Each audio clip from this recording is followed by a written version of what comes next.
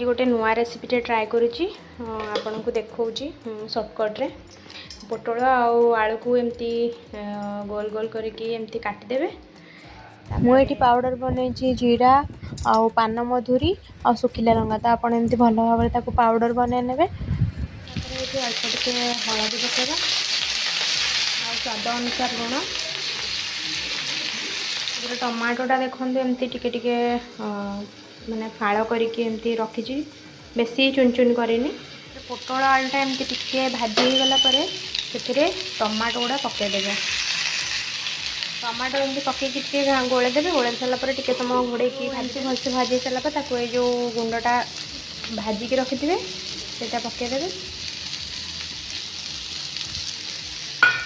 भल भाव में मिक्स करदेवे आटे समय ढांकी भलसे भाजबे टिके लाल लाल है पर्यंत।